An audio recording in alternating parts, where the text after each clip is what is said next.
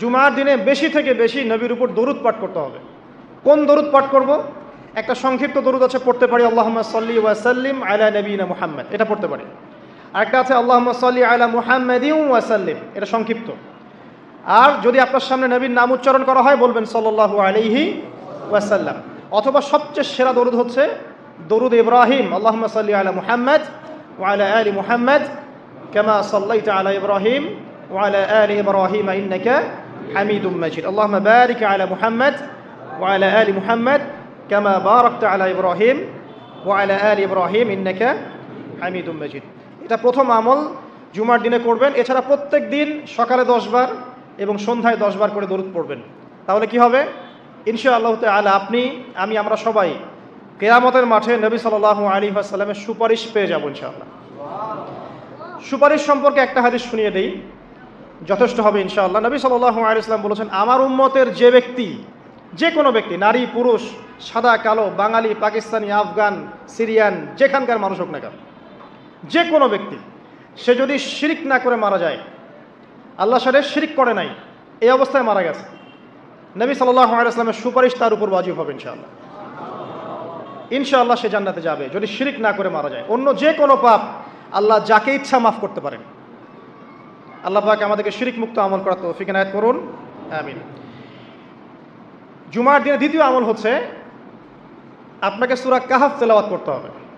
এটা খুবই ইম্পর্টেন্ট একটা আমল। জুমার দিনে সূরা কাহফ অবশ্যই তেলাওয়াত করবেন। যদি পুরোটা তেলাওয়াত করতে নাও পারেন, কমপক্ষে প্রথম 10 আয়াত, শেষের 10 আয়াত তেলাওয়াত করবেন। ফজিলত, আল্লাহ রাব্বুল আলামিন আপনাকে মাসিহুদ দাজ্জালের ফিতনা থেকেও বাঁচাবেন ইনশাআল্লাহ।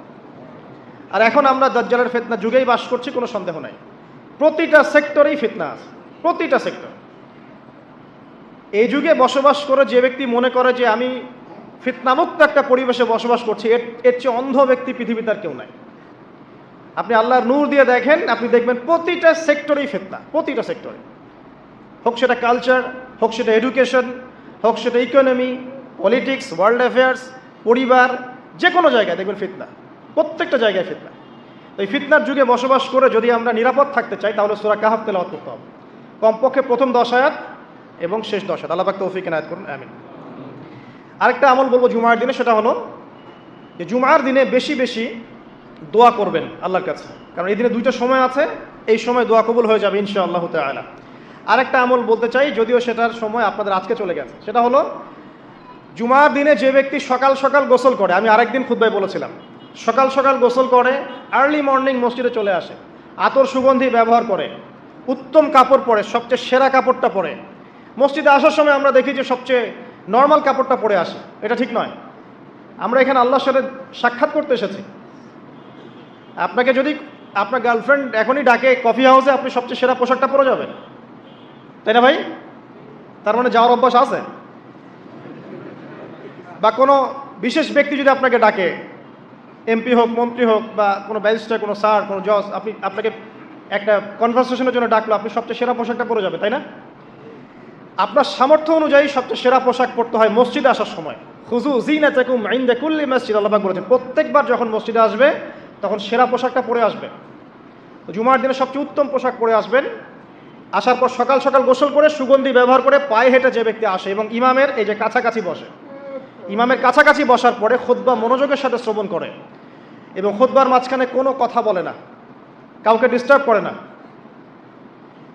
এরপর ইমামের সাথে নামাজ আদায় করে, এই ব্যক্তির আমল নামায় যে নেকি লেখা হবে, নবীজি বলছেন সে যে প্রত্যেক পদক্ষেপ ফেলে এখানে এসেছে, তার বিনিময়ে, একটা পদক্ষেপের বিনিময়ে 1 বছরের নফল রোজা আর 1 বছরের নফল তাহাজ্জুদের নেকি তার আমল নামায় লিখে দেওয়া হবে ইনশাআল্লাহ। এই কাজগুলো আমরা জুমার দিন খুব সহজেই করতে পারি। আল্লাহ পাক আমাদের জুমাকে মূল্যায়ন করার তৌফিক দান করুন। আর দেখবেন আমরা জুমাটাকে উপলব্ধি করি কিভাবে, এনজয় করি কিভাবে। এই দিনে বিয়ের অনুষ্ঠান, এই দিনে পার্টি, এই দিনে ডিজে, এই দিনে অমুক, এই দিনে সাউন্ড বক্স বাজতেছে, এই দিনে পিকনিক, এই দিনে বনভোজন। জুমার দিনের ফজিলতটা যে অনেক বেশি, এটা শয়তান আপনাকে দুনিয়ার চাকচিক্য দিয়ে ভুলিয়ে দিয়েছে। দুনিয়ার চাকচিক্য দিয়ে শয়তান আপনাকে জুমার ফজিলতটা ভুলিয়ে দিয়েছে। মনে রাখবেন, যত কাজ জুমার দিনের বাইরে, জুমার দিনটা হচ্ছে আমাদের সংস্কৃতি, ইবাদত করার সংস্কৃতি। একটা কথা মনে পড়লো, বলে ফেলি, যে একটা বিষয় মাথায় ঘুরপাক খেত সবসময় ছোটোবেলা থেকে, যে আল্লাহ পাক ইসলাম কেন নাজিল করলেন, মানে ইসলাম আমাদেরকে দিয়েছেন কেন আল্লাহ রাব্বুল আলামিন? আমরা জানি এটা কমপ্লিট কোড অফ লাইফ, সব বিষয়ের সমাধান আছে, এভরিথিং ইজ অল রাইট, কিন্তু একটা মনের শান্তি পাওয়ার মতো উত্তর পাচ্ছিলাম না। উত্তরটা আমরা এই বয়সে এসে বুঝতে পারছি, সেটা হচ্ছে আল্লাহ পাক আমাদেরকে দিন ইসলাম দিয়েছেন কি জন্য জানেন? যাতে আমরা জীবনটাকে উপভোগ করতে পারি, জানেন, যাতে করে আমরা জীবনটাকে উপভোগ করতে পারি এবং জীবনটা উপভোগ করে পরকালেও জান্নাত পেতে পারি। এখানকার প্রত্যেকটা হেদায়েত যেটা আল্লাহ দিয়েছেন ইসলামে, প্রত্যেকটা উপভোগ্য। দেখবেন আপনি ইসলামিক পরিবার গড়েন, পরিবারটা আপনার সুকুন শান্তির জায়গা হবে। ইসলামী সমাজ গড়েন, সমাজটা শান্তির হবে। ইসলামী অর্থনীতি মেনে চলেন, দেখবেন আপনি ইকোনমিক লাইফে ভালো আছেন। ইসলামিক পোশাক পরেন, আপনি হ্যান্ডসাম থাকবেন। নবীর মতো ঘুমান, আপনার শরীর ভালো থাকবে। তার মতো খান, শরীর ভালো থাকবে। প্রতিটা বিষয় দেখবেন লাইফকে এনজয় করার জন্য দেওয়া হয়েছে। ইসলামের বাইরে গেলেই এমন কিছু আমাদের মধ্যে ঢুকে যাবে যেটা আমাদের দুনিয়াও ক্ষতি করবে, পরকালকেও নষ্ট করবে। আল্লাহ পাক আমাদের হেফাজত করুন, আমিন। তো এই জুমার দিন আজকে পড়ে গেছে, আমরা জুমার দিনটাকে কাজে লাগানোর চেষ্টা করব। আল্লাহ পাক আমাদের সবাইকে তৌফিক এনায়েত করুন।